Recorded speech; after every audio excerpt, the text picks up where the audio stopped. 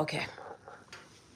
And you're welcome to join me. We have to tell each other bedtime stories, and just woosa out and end the day with power, right? So I have to tell you this story about when I was running my group home. One day, my client complained to me. She's like, you know what? This house, just like, Mama. I was like, yes. This house is not welcoming. I'm like, hmm? She's like, this house is not welcoming. I don't feel at home over here because this house is not welcoming. And I was like, not welcoming? All right. Then I said, okay, I have to take feedback. I'm like, okay, this house is not welcoming. Then I said, how about we take a walk in 10 minutes? Right? So I went to my office and then I went to my computer, my laptop. I printed out a sign that says, welcome home. And then I ran out through my side door and I stuck it on the front of the door. So then after that, I went and told my client, you know what do you think about us going for a walk together?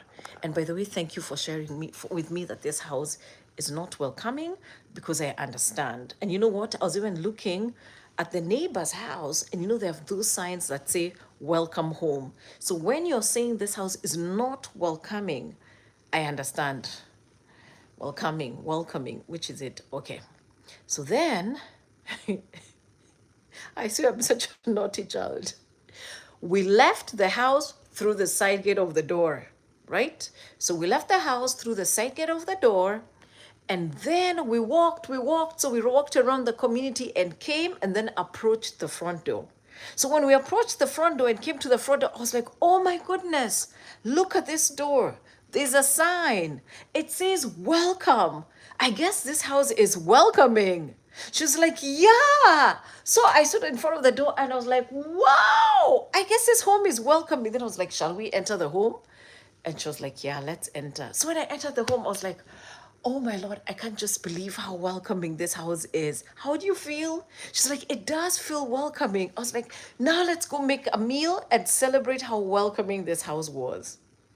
And that is how I averted a schizophrenic breakdown. So, for those of you who are thinking of coming into the world of behavioral health and you're good, you're motivated, you're like, the business I want to open is behavioral health, these are the kind of things you need to do.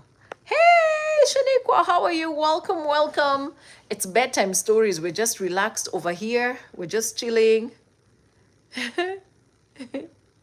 Hey, Nezuko Kamado, nice to see you. Hello, Queen. I see you all.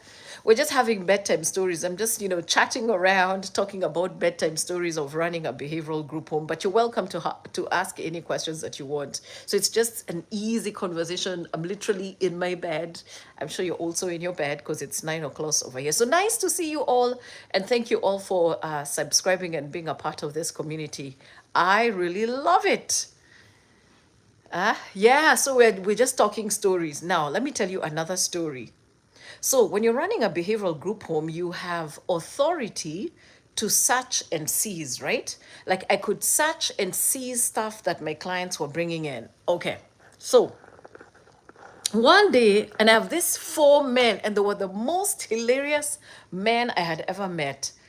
And boy, when you take care of behavioral clients, especially clients who have a background in substance use and are actively using substances, meaning drugs and alcohol, you realize how little you know of the world, right? Like your life is on this side of the freeway, their life is on that side, and you realize how much you take for granted or how much other people have their other lives in their other spaces, right? So one day, my client comes home and I'm like, wait, you had taken transportation to the outpatient treatment center. The outpatient treatment center is where our clients would go for treatment, right? Like to see their specialist providers or their psychiatrists. And he comes back with a handbag. I'm like, whose handbag is that? Whose handbag are you brought? He's like, I don't know. I just found it. I'm like, did you steal the handbag? He's like, no. I'm like, whose handbag did you bring? So then after dinner, we all sat together, for just our evening wind down. Then I was like, you know what? Because we don't know where we got this handbag from. First of all, have you looked inside the handbag to see whether we can find the owner of the handbag? He's like, I've not. I'm like, okay, look inside the handbag. So he looks and he finds a few documents here and there, but nothing really to identify somebody. So I'm like, did you steal that handbag to find money to pay for drugs? He's like, I promise you, I did not steal it. So I'm like, how did you get the handbag? We're like, okay, this is what we're now going to do. So I rearrange the chairs and I decide we're going to have a fashion show and you are going to model the handbag. Since you brought another woman's handbag and she probably is looking for her handbag, why don't you start modeling?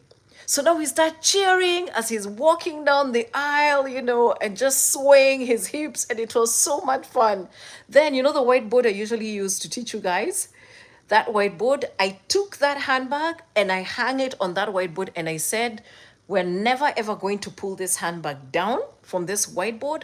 We're always going to look at this handbag every day so that we remember some of our vices that we do in society, because I'm like, there's a woman who is missing her handbag.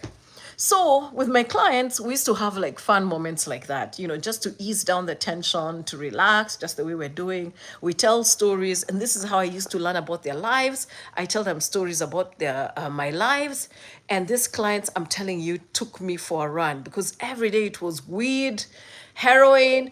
Next time it's meth, weed, heroin. So, they give me a good run. But they're also the clients who really, really, really taught me a lot in the industry. And they would be like, Nkatha, I'd be like, yeah.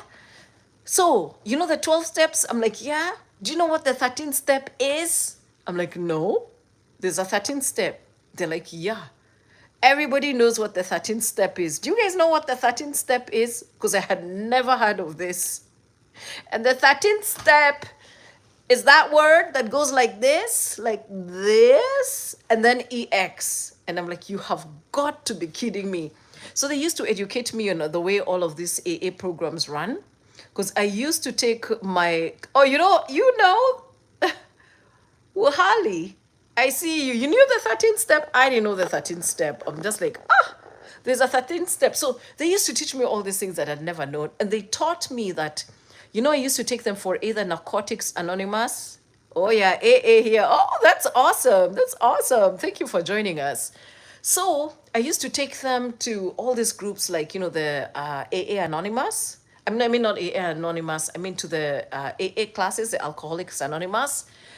And then when I would return, guess what they used to do? I used to smell more vodka. And I'm like, wait, I thought you were going for these classes for rehabilitation. How is it that I've come back and you're all smelling of vodka? When, where, how was the vodka passed from one person to each other? And I just used to be so frustrated. And I'm like, people, where did you get the vodka from? Because if an inspector comes to the home and they smell this vodka, I am doomed, because now it looks like I'm permitting you guys to drink. So much used to happen in those AA classes. So one day I was just like, okay, I'm stripping down these classes. If we need to talk about and do our AA therapy, we're just going to do it right here with our behavioral counseling and all of that good stuff. So that was fun.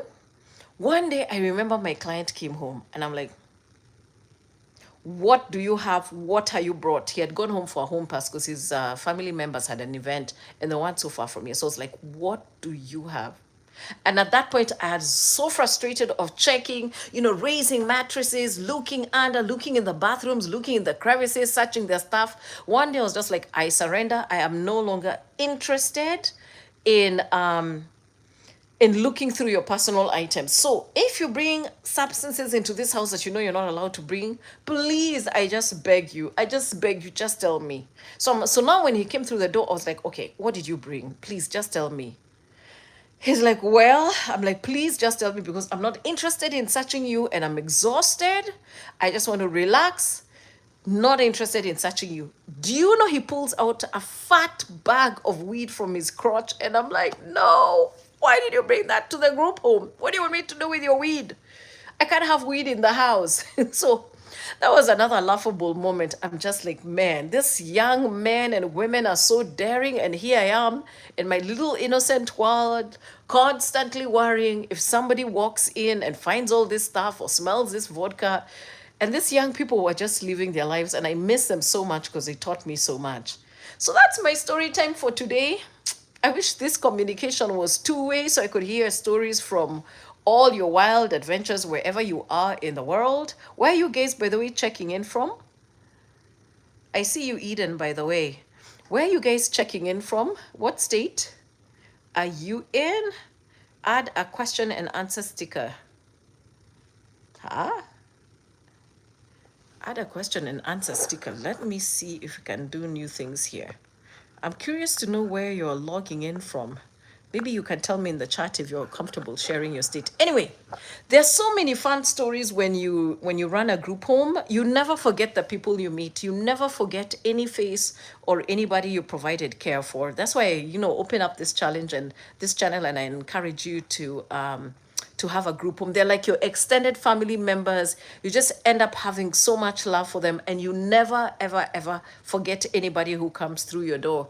So remember that, remember that whenever it is that you open your doors to this, different kinds of people that you meet from across the world.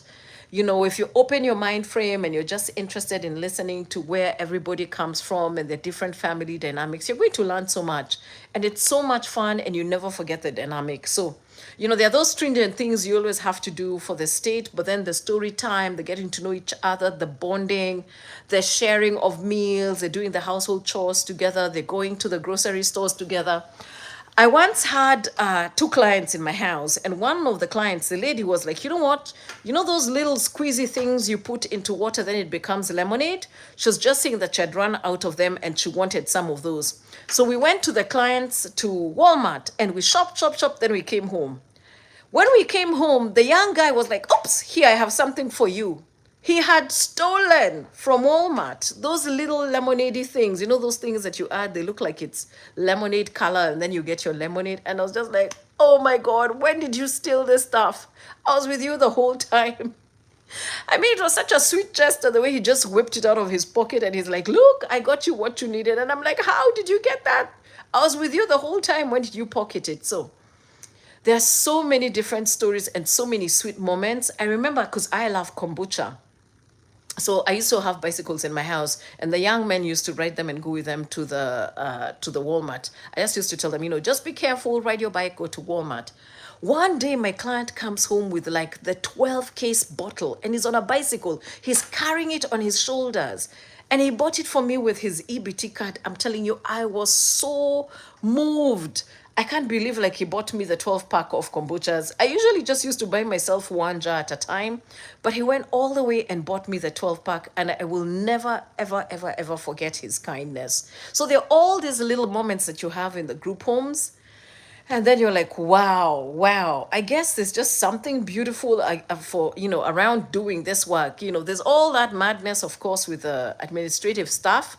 But then there are all these other sweet stories and sweet moments that you have with your clients, and you never forget what they do for you as well and how they return the kindness. So I wanted to share with you just a little bit of story time today, so we wind down, so it's not always the hardcore stuff of group homes. But tomorrow we're back on track with a group home boot camp. So I'll be imparting more, but it is time for you all to go to sleep, because maybe it's after midnight wherever you are.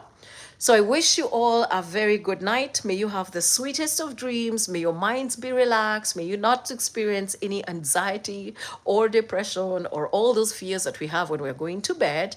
So breathe, do your breathing exercises, relax, and I will see you tomorrow bright and early for us to continue the boot camp. Then I'll end the day with story time. So thank you so much for stopping by. I love you with all my heart, and I will see you tomorrow. Bye-bye. Good night. Caregivers, good night. It's time to go to bed. If you want to doom scroll, you have permission to doom scroll. It's time to relax. If doom scrolling is your thing, I think I'll doom scroll a little bit. I've been looking at all these recipes of how to make sourdough bread and all of that good stuff. So have a good night. Bye.